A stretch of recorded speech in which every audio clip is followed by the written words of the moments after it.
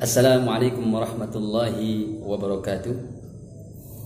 Alhamdulillah, assalatu wassalamu ala rasulillah Sayyidina Muhammad ibn Abdullah sallallahu alaihi wasallam wa ala alihi wa sahbihi wa mawalah wa la hawla wa la quwata illa billah, amma ba'd. Para pemirsa layar Kang Didi yang berbahagia, puji syukur kita panjatkan kehadirat Allah. Kembali kita berjumpa dalam channel layar Kang Didi yang pada momen ini akan membahas terkait tentang ilmu tauhid, ilmu dasar tentang tauhid dan yang berkaitan dengannya. Oleh karenanya, pertama selalu kita panjatkan puja dan puji syukur kehadirat Allah yang selalu memberikan kenikmatan kepada kita semuanya hingga detik ini. Kita yakini di hati, kita ucapkan dalam lisan kita dengan zikir-zikir kepada Allah, dan kita lakukan dalam perbuatan, melaksanakan amal-amal soleh, menjalankan perintahnya dan menjauhi segala larangannya. Sahabat-sahabat pemirsa yang dirahmati Allah Subhanahu wa ta'ala, pada kesempatan ini kita lanjutkan pembahasan kita. Kemarin kita sudah bahas tentang hukum syara, hukum Islam yang telah dijelaskan. Ada hukum taklifi, ada hukum wad'i, kemudian juga ada golongan-golongan hukum syara yang termasuk ke dalam hukum syara, yaitu wajib, sunnah, haram, mubah, makruh, syah dan batal atau batil ya. Sudah kita bahas di pertemuan kemarin. Ini sebagai dasar untuk kita memahami kedepannya nanti tentang berbagai macam ilmu-ilmu atau yang ada di dalam ilmu ini, kalimat, kemudian juga kata-kata yang menjadi perangkat untuk pembahasan ilmu tauhid, sahabat-sahabat sekalian. Bismillahirrahmanirrahim. Kita lanjutkan.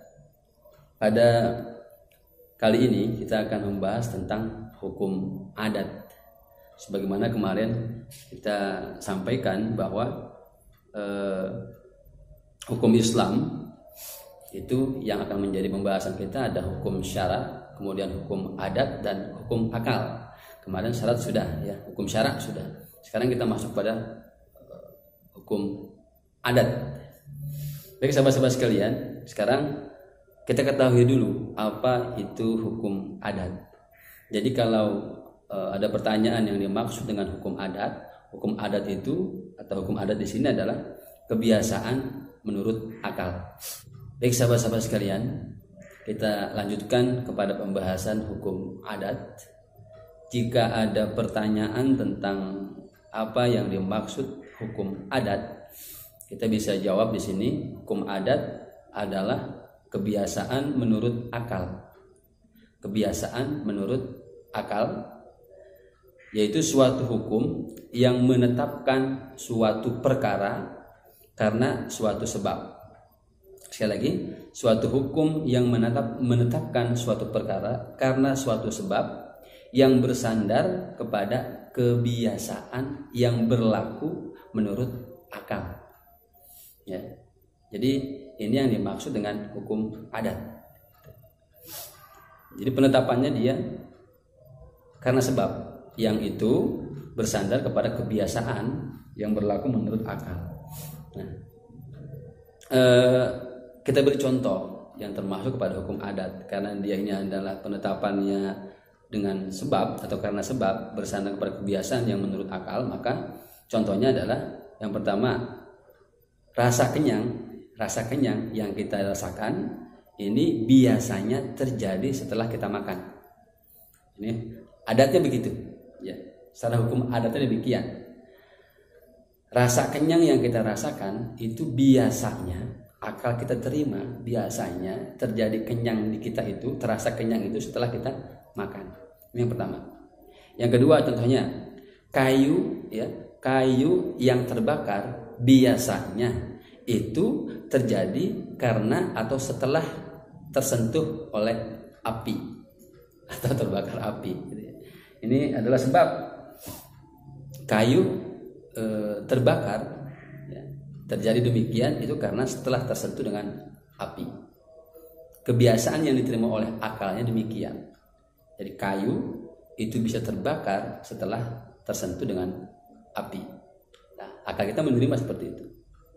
Sehingga adat atau kebiasaan seperti itu. Biasanya kayu itu terbakar setelah tersentuh oleh api. Nah, itu.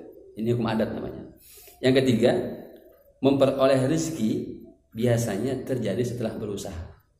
Akal kita menerima ketika rezeki itu datang setelah kita berusaha. Nah, ini namanya hukum adat. Biasanya seperti itu. Ini kita kita bicara adat ya, bukan hakikat atau bukan hukum yang lain. Adat kebiasaan.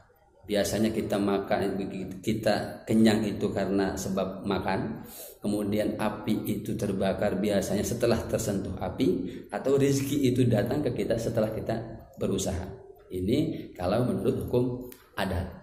Sahabat-sahabat sekalian, kira-kira seperti itu. Kemudian dari sini kita pahami secara zahiriyah atau secara lahiriah bahwa makan itulah yang menyebabkan kita kenyang. Ini secara adat ya. Sekali lagi ini secara adat. Karena tadi rasa kenyang biasanya terjadi setelah makan, maka makan itulah yang menjadi sebab ya, kita kenyang. Kemudian api itulah yang menyebabkan kayu itu terbakar. Kemudian berusaha itulah yang menyebabkan kita banyak rezeki atau mendapat rezeki. Ini secara zahiriyah, secara lahiriah kita bisa pahami, secara akal kita seperti itu. Kita berusaha maka rezeki akan datang. Kita makan maka akan terasa kenyang. Kita menyentuhkan api kepada kayu, maka kayu itu akan terbakar. Ini adalah sebab terjadinya akibat kenyang, ya, terjadinya akibat terbakar, dan terjadinya akibat dapat rezeki. Namun sahabat-sahabat sekalian, ini hanya persesuaian atau hukum sebab ya, atau suatu sebab, karena hakikatnya yang mengenyangkan itu Allah. Hakikatnya yang bisa menghanguskan atau membakar kayu itu adalah Allah. Hakikatnya yang mampu memberikan rezeki itu adalah Allah Subhanahu wa ta'ala. Tapi kalau secara akal adat kebiasaan yang bisa diterima oleh akal seperti tadi gitu ya. Kenyang karena sebab makan, kayu terbakar karena sebab tersentuh api, kemudian kita dapat rezeki karena sebab berusaha. Ini kalau menurut hukum ada. Tapi semua itu hakikatnya adalah dari Allah Subhanahu wa ta'ala ya, karena kita sekarang pembahasannya sedang membahas hukum adat, sahabat-sahabat sekalian. Nah, mungkin demikian sahabat-sahabat sekalian pembahasan kita pada kesempatan ini, singkat ya, mudah-mudahan bisa difahami sebagai dasar kita untuk melanjutkan materi-materi selanjutnya sebelum kita masuk kepada pokok inti ilmu tauhid ini, supaya nanti sahabat-sahabat bisa membedakan dan bisa mengetahui ini secara akal, ini secara adat, ini secara syara ini ya. Jadi supaya kita lebih enak ke depannya untuk mempelajari ilmu-ilmu tauhid yang ada pada layar Kang Dede ini. Sekian yang dapat saya sampaikan, kurang dan lebihnya mohon maaf. Wallahu a'lam bishawab. Wallahul muwaffiq ila aqwamit thoriq. Wassalamualaikum warahmatullahi wabarakatuh.